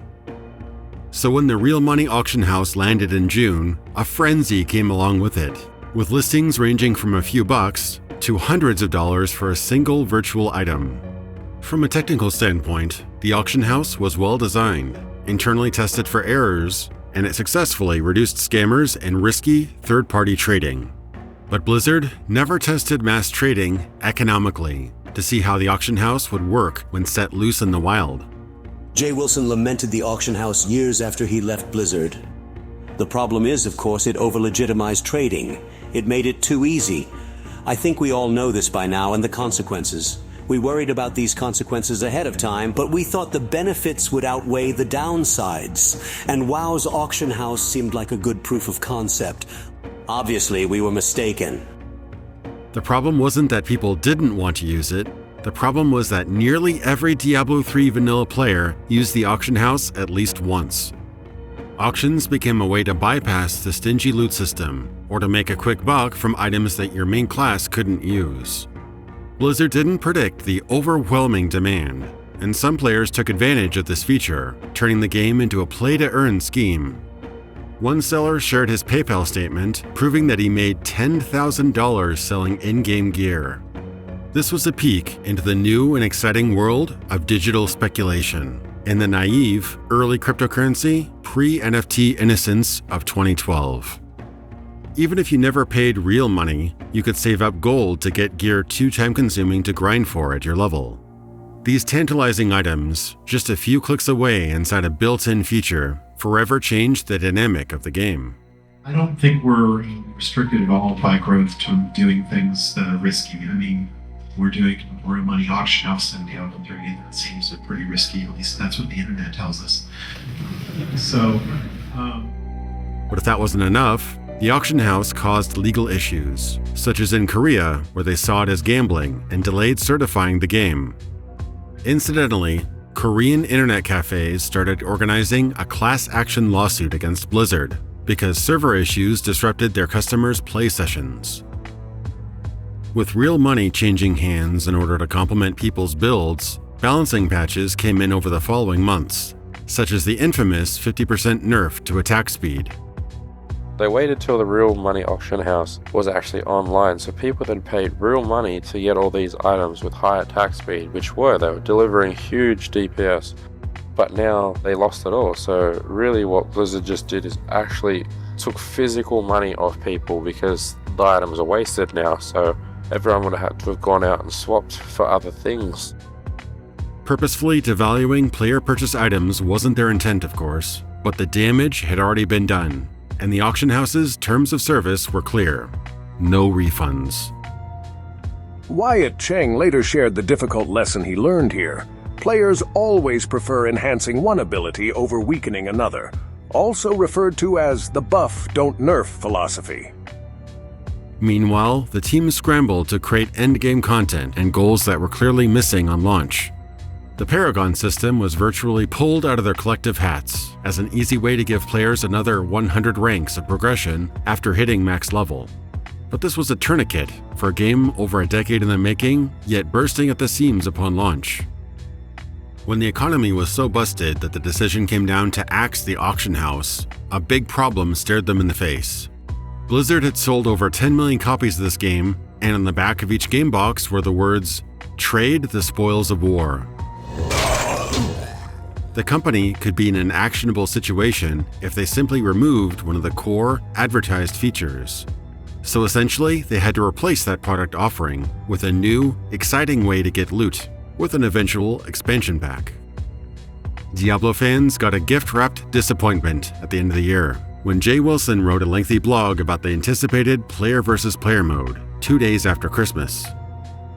In Wilson's words in his blog post, "In continuing to develop this mode, playtest it, and put it in front of other developers within the company, we found that it falls short of our expectations for a high-quality Blizzard experience. Putting people into an arena and letting them hurl fireballs and swing crazy-ass swords at one another always has an element of fun to it. I imagine it's no surprise to anyone reading this blog that people like battling each other in video games. So if you had the chance to play our team deathmatch at one of the BlizzCons where we featured it, you might not understand why we'd say that we don't feel the current mode is good enough." The reasons were many, but boiled down to internal testing and the devs declaring that Team Deathmatch was not fun or deep enough to ship. After years of hype and 4v4 matches playable at BlizzCon last year, it took many by surprise that something nearly complete was being shelved. This fell in line with Blizzard's self-curating habits, but canceling a promoted game mode under the banner of quality control did little to quell fan disappointment, who felt led on by years of arena promises and the lure of unique cosmetics for its champions. Diablo II had chaotic and unbalanced PvP, yet it still gained popularity. So if Blizzard had a working PvP mode already, what harm could it have done to release it and assess player feedback, at least in limited beta form? In his 2022 Twitter Q&A, system designer Wyatt Cheng revealed more details about what PvP could have become. "We tested a lot of modes internally, an arena with 4 pillars, a MOBA-style 3-lane map with towers and creeps. One player plays as a boss against 4 heroes, and hostile bounties. You're doing bounties, but PvP is enabled outdoors. All of our internal PvP tests using fixed templated characters were super fun, up until you could bring in your real character. With Diablo III's wide skills plus skill runes plus later legendary items, it was a monumental task to reconcile having 6 abilities being fun to play as and fun to play against. Add in visual noise, mixed expectations of what happens to your gear, and other development priorities." This also begs the question that if you promise something in a post-launch patch and sell 12 million copies with that and many other promises and details in flux, is it false advertising? As sort of an apology tour, they introduced Brawling the next February, unorganized dueling between 2 to 4 players in one specific location, even more limited than Diablo II's offering. And in true Blizzard fashion, they later patched Brawling for balance as well. Having served on the Diablo III team for 7 long years, it was clear Jay Wilson had had enough. The entire gaming community effectively turned on him the previous August, after a leaked image exposed him cursing and name-calling Diablo creator David Brevik in a private Facebook group chat. Even after apologizing, Wilson wasn't catching any breaks. Patches to address key complaints like better legendaries and Paragon levels felt like they were only staunching the wounds. And just a few weeks after the PvP blog post, he announced his departure from Diablo to work on other Blizzard projects. Being the face of a long-term project is a bit like a marriage, for better, for worse. You have the highs of a release date, praise, positive reviews, and crowd excitement. But you also have the lows of infighting, bitter criticism, and disappointment. Wilson, as game director, had hundreds of employees under, adjacent, and over him. However, in the eyes of the public, Jay was the president of Diablo Incorporated, and everything wrong with the game was his fault, whether that was true or not. In September 2013, Diablo III officially came to the Xbox 360 and PlayStation 3, to console gamers' excitement and PC players' frustration. Knowing Blizzard's long turnaround time, this release confirmed suspicions that a console port had been in the works for a while, and likely influenced decisions about the PC version. What players didn't expect, though, was how well the game translated to the controller. The console version had a dedicated lock-on button and twin-stick movement, so you could move with the left stick and simultaneously aim with the right. There's now a dedicated dodge button, which grants temporary invincibility. And most notably, This version could be played completely offline, didn't require a Battle.net login, and offered same-screen co-op for up to 4 players, and no auction house antics. The Xbox and PlayStation port touted a brand new difficulty system that was changeable mid-game, and harder difficulties unlocked at different progression gates.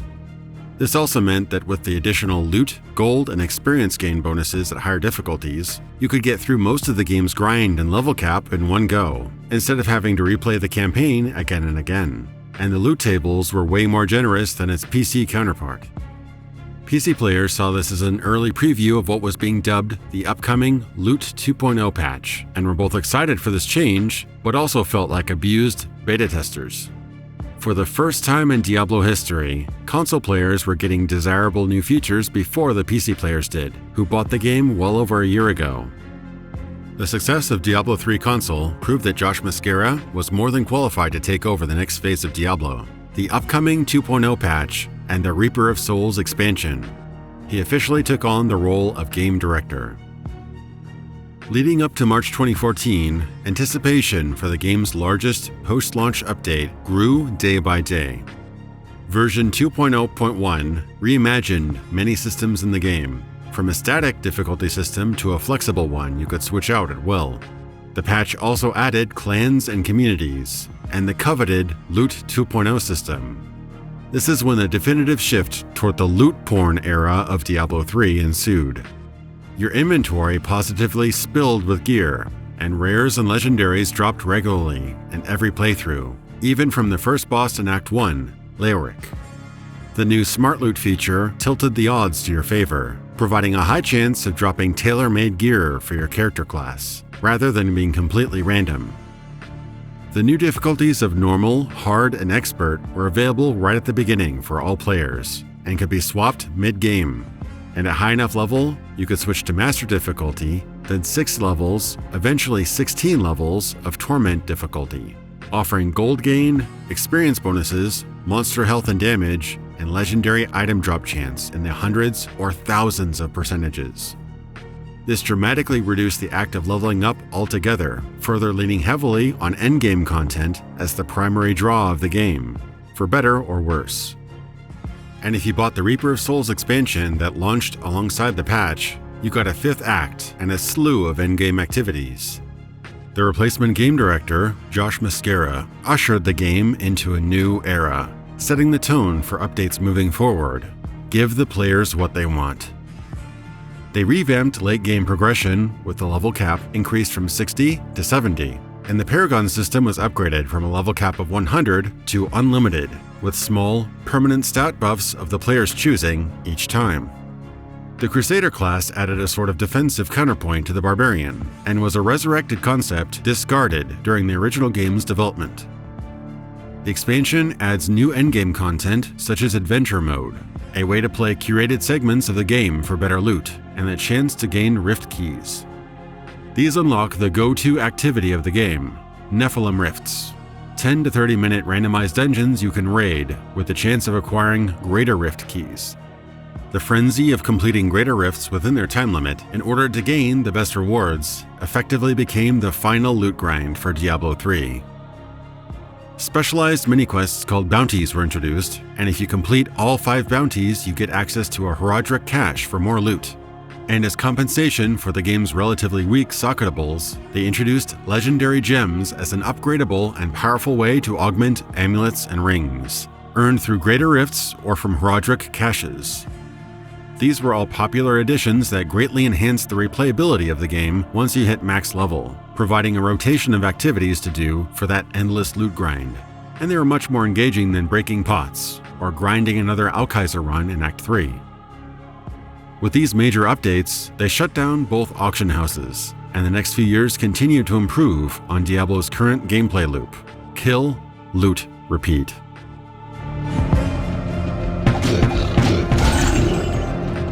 But perhaps nothing is more convincing of how far the apple falls from the tree than 2017's annual event called The Darkening of Tristram, pitched as a full recreation of Diablo 1's campaign inside of Diablo 3. With classic music, a light radius effect, stiffer animations, and a crude pixelation filter, the event was mildly nostalgic, but was hardly convincing. However, this recreation was skin deep, and Diablo III couldn't be further from the gameplay of the original game in terms of pacing and power balance. Entering the Darkening of Tristram with a high-level Diablo III character goes about as well as you'd expect.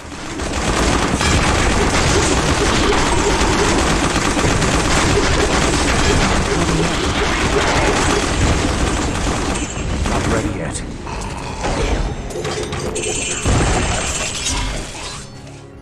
That same year, Blizzard released a one-off class DLC to bring back the Necromancer from Diablo II, and the rest is history. The game continued to evolve, patches fixed nagging issues, and seasons and limited events kept players coming back. But the core of Diablo III was still there, relatively unchanged.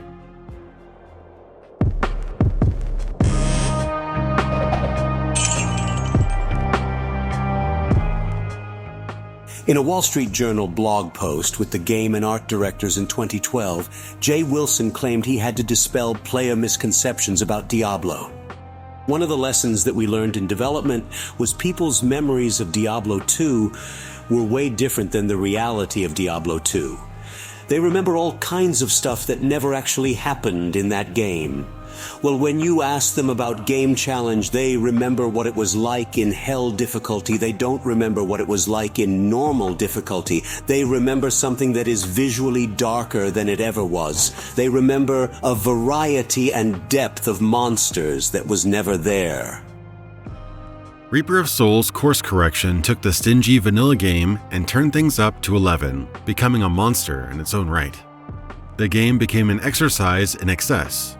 At Torment level 16, you're granted an over 1000% boost to finding legendary gear, and the best items in the game grant thousands of attribute points. Your DPS is calculated by taking your weapon damage, multiplying that by your skill percentage modifier, then increasing it again by any magical effects or passive abilities, then multiplied again for critical hits, which increases damage numbers exponentially. Instead of the thousands of damage done in Diablo III vanilla, power creep was so extreme that Reaper of Souls damage numbers quickly became overwhelming, with millions, billions, and even trillions of damage displayed on screen, all at once, inspiring Blizzard to implement abbreviations in 2016 in order to reduce the visual noise. This also ties into another important aspect of keeping the player engaged: pacing.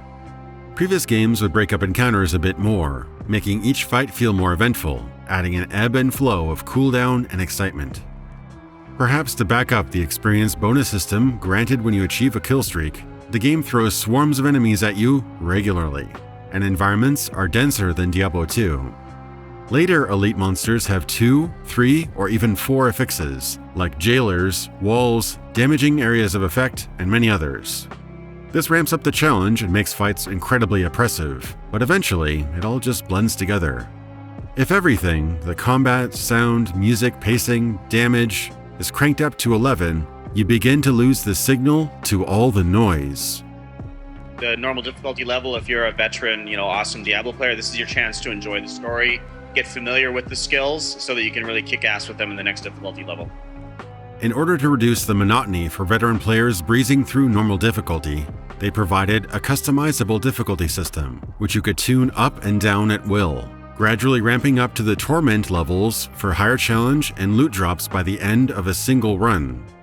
More options are, more often than not, a good thing, but this voluntary challenge selector has the side effect of removing the sense of satisfaction associated with beating a locked world difficulty like Nightmare or Hell. After Loot 2.0 dropped, legendaries became more common in the game, perhaps too common. You can find instances where players got not 1, but 2 or even 3 legendaries in a single battle. Vanilla might have been starved for good loot, but patched Diablo III was positively gluttonous, which swayed the delicate balance these games teetered on, with a rush of accomplishment on one end and desensitized boredom on the other. Didn't see that coming, did you? And there are those that think the base game, despite its issues, had a better flow to it, auction house and all. Diablo 3, it's a weird thing. I've said this before, it's an unpopular opinion among many people. I thought that vanilla D3 not counting bugs and like exploits, was a better game than Reaper of Souls. I think that removal of the auction house was a good and a bad thing. It gave you at least an opportunity to look at what you can upgrade, like your next step. Even if your next step is worth 2 billion gold, you can take a look at that next step and say, there it is. In Reaper of Souls, you have no way of getting to your next step except for luck, because there's not that much character progression. And that's what I really don't like about Diablo. Is that yes, you have the Paragon levels, and you can do that, and you can sit there and kill basically anything and get your Paragon levels. That's fine. You can do that forever. But, I mean, is that really fun? You know, you're not really getting that much out of it. It's not like a real visible increase. Whether it was the intent or not, leadership seemed to guide the development from the approach that Diablo II was something to be corrected, rather than an idea to be perfected.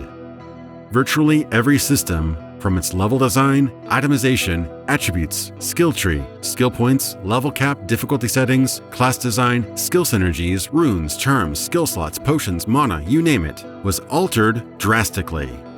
It reached a point where you wonder if they even set out to make an action RPG in the first place. And that's the interesting thing.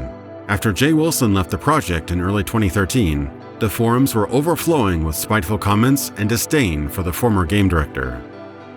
In Wilson's defense, Chief Creative Officer Rob Pardo posted on the official Blizzard forums, I hired Jay to head up the Diablo project and had the pleasure of getting to work with him both in building the team and designing the game. He has great design instincts and has added so much to the franchise with his feel for visceral combat, boss battles, and an unparalleled knack for making it fun to smash bad guys.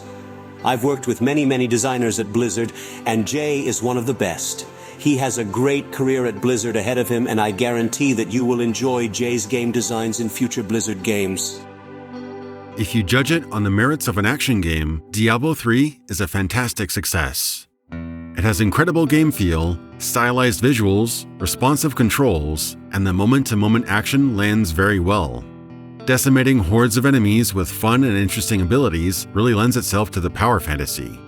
But along the 6+ years of development before launch, the Irvine team's vision became so skewed that they seemed to neglect the fact that they were making the sequel to Diablo II and an action RPG. They delivered great results with the A, but neglected the RPG. Jay Wilson shared his inspirations and struggles navigating Diablo III on the Wall Street Journal Arts and Entertainment blog a week before the game's release. A lot of things I'd done on first-person shooters come in here because at its core, Diablo is an action game. The health system we use is pulled from the very first game I worked on, Blood. And then working on RTS games, you have a lot of the spreadsheet mathematics and unit design as well as the isometric view. So I never made a game like this, but I did have experience with games that had similar elements. The biggest learning curve came from the RPG elements, story, progression systems. One of the reasons we redid the skill system so many times is that a lot of us didn't have experience making them. There's a first for everything, and there's always a chance for new blood to succeed. But the decision to hire developers who had never made a role-playing game or skill system before in charge of the most anticipated action RPG sequel ever made was a very risky move. The willingness to drop features that were nearly ready to ship due to changing opinions or shifting directions was both impressive and horrifying. Chalk it up to perfectionism or inexperience, there is a graveyard of discarded concepts and features buried beneath Diablo III. Hundreds and hundreds of item designs, crafting resources, skill tree abilities, discarded traits, consumable items, scrolls, mechanics, systems, features, modes, arenas, and the like. Practically a whole game's worth of content was coded, developed, designed, drawn, modeled, then discarded or redesigned. Over the 6+ years the game went through the ringer in its last iteration, the devs polished, streamlined, rehashed, and rethought systems so many times that player choice was virtually removed from the game, in the name of quality of life, accessibility, and depth. And while the game smashed sales records, its shortcomings stained the franchise's reputation, that even years and years of updates have not been able to completely wipe away the stigma of Diablo III in the eyes of its players. In the many years of iteration Diablo III endured, The focus of the game was on story, presentation, hype, a flashy skill system, and quality of life features, neglecting the itemization, choice, and compelling reasons for players to go on. As Wyatt Chang explained in his 2013 post-mortem, again, like sitting down with Diablo 3, we had to sit down and really think about the skill system and the rune system, and as it started to take shape, we knew that it was new, and we knew that not a lot of games had really done something like it before. So we really wanted to sort of double down on the skill system and deliver something that players would immediately say, wow, that skill system is awesome. I mean, I wish that there was more permanence, but the skill system is awesome. Or the skill system is awesome and I wish items were more interesting, but the skill system is awesome. So we kind of knew that we were investing heavily into one system. Given that you have this, creative budget of cool effects to have in your skills, how are you going to spend that? And we decided, you know what, we're going to invest heavily in the skill system. Looking at the game, as a whole now, I think that we need to now turn an eye towards the items and legendaries, and I think we could do a lot better there. And that's definitely plans for the future would include that. While many high-profile issues like the auction house and stingy loot system were eventually corrected, perhaps overcorrected, the fading longevity and enjoyment of Diablo III was difficult to put into words. The staying power of Diablo 1 and 2 is remarkable, and while flawed and products of their time, they maintain a sense of renown. Diablo III had hundreds of people pouring tens of thousands of hours into making it what it is, a fast-paced, streamlined, and enjoyable dungeon crawler. But with the seemingly unfulfillable expectations surrounding the game and its false promises, the damage caused to its once untarnishable brand cannot be overstated. Diablo 3's failure isn't due to only one thing, like the softer aesthetic, loot system, revamped progression, disappointing storyline, online-only restrictions, lack of meaningful PvP, or the litany of other changes or downgrades. Diablo 3's disappointment was death by 1,000 cuts. Much of the developer's attempts to get rid of solved progression issues or meaningless busy work was admirable, but the real takeaway is this. Developers are infinitely more skilled at actually crafting a game than the players are, but they don't know how a game will be enjoyed until they hand it over to those players. After years of conferences, alpha and beta versions, Q&A sessions, and countless forum posts where the folks in charge could have listened to players, Blizzard thought they knew best. World of Warcraft's unstoppable reign inspired a sort of hubris in Blizzard's company culture. Leadership had no problem telling fans they didn't really want what they wanted. Have you ever thought about adding servers for previous expansions as they were then? No. And by the way, you don't want to do that either. You think you do, but you don't. And how did that work out? Well, as they say, the proof is in the pudding. Since Diablo 3's release, a slew of ARPGs like Grim Dawn, Torchlight 2, and Wolcen filled the void once dominated by Blizzard and Blizzard alone.